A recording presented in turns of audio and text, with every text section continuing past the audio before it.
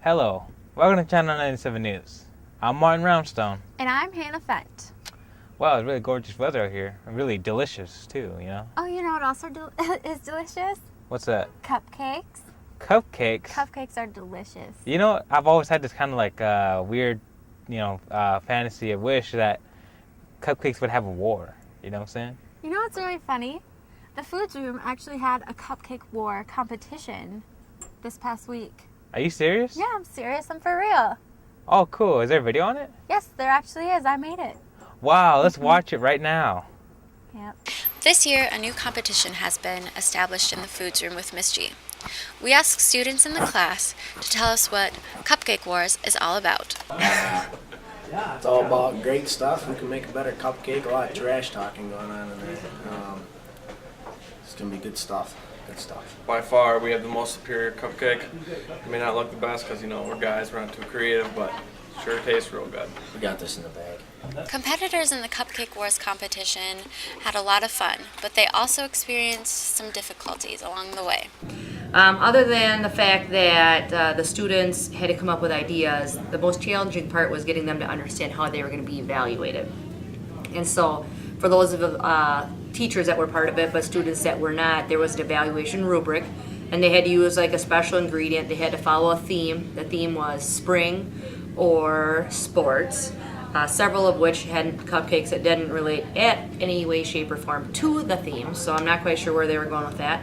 And then they had to, of course, have the appearance and the texture and the flavor, and so there was a lot of different variables coming in. Just goes to show, for those of you that have watched Cupcake Wars, sometimes the most unique ones are the ones that win.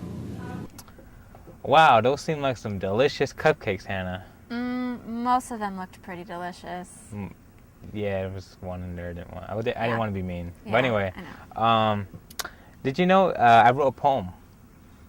I'm a poetry fanatic myself. I write poems, I rhyme. You I'm a kind of rhymer. missed the deadline for writing poetry. Poetry month was last month. Are you serious? Yeah, I'm serious. Oh, I wonder who did the video on that. It couldn't have been me. Actually, But anyway, it was you. It was me? Yeah. Oh my goodness, let's watch it then. It must be great. April is Poetry Month. Even though Poetry Month is only a month, the school teaches it all year. Well, freshman year in our anthology, we do read Incident in a Rose Garden and also The Raven by Edgar Allan Poe.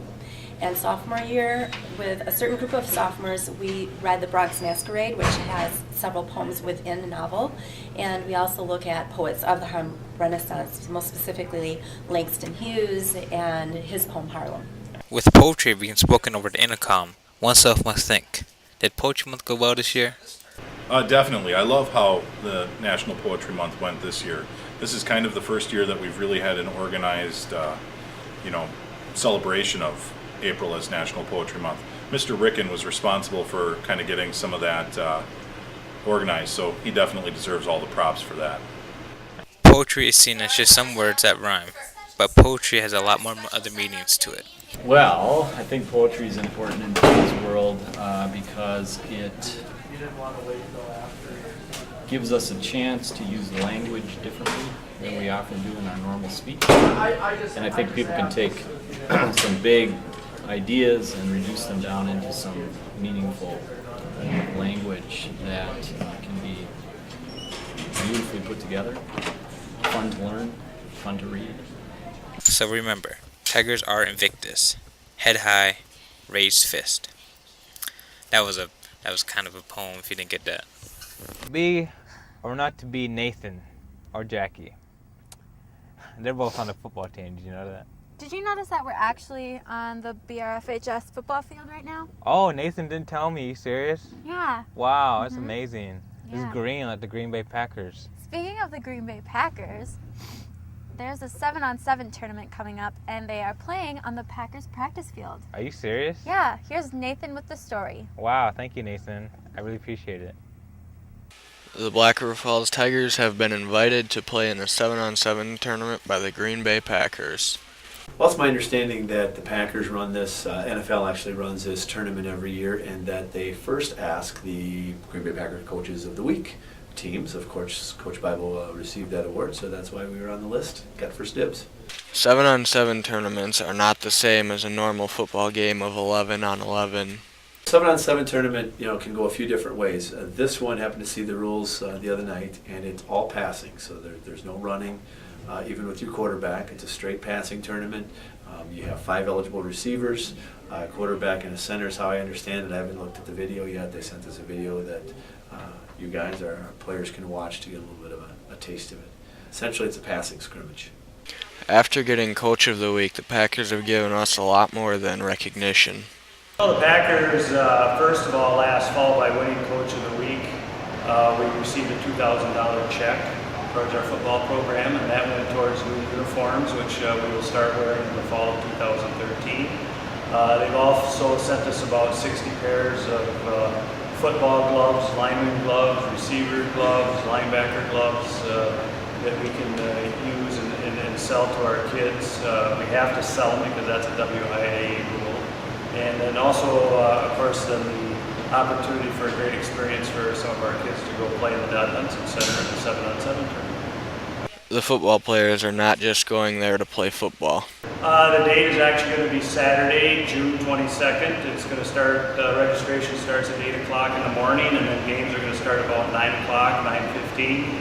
All participants are actually going to have to sit through an hour of ex-Packers talking to them about being better role models and character building, so that's going to be another good experience. All fans are encouraged to come watch and cheer on the Tigers. The tournament actually is going to be free. It's free for the team to enter. There's no cost there. Fans can come watch. It's going to be at the Don Hudson Center in Green Bay. And anything I've gotten right now, I don't see where there's a charge even for people to come watch. So as far as I know right now, it's going to be everything's free. Besides getting bragging rights if we win, we get to advance on. Here's the exciting part. If the Tigers pull off this victory, they go to Cleveland, Ohio to play in the national tournament. Each NFL team is running a similar type of a tournament, and the winner of each goes for a national playoff. Well, that's all we have for today, folks. Thanks for watching Channel 97. I'm Hannah Fent. I'm Martin Roundstone. And that's it. That's it. Hey, wait. That wasn't our best, Hannah. Yeah, it was. That wasn't. That was. To be honest, I wanted to come up with a new segment called Martin's Wisdom Tip. Now here we go. Tip number 1 for the week. For the next 2.5 weeks left of school we have. Tip number 1. Remember children, never go to school in just your underwear. That's Martin's tip. See you later, guys.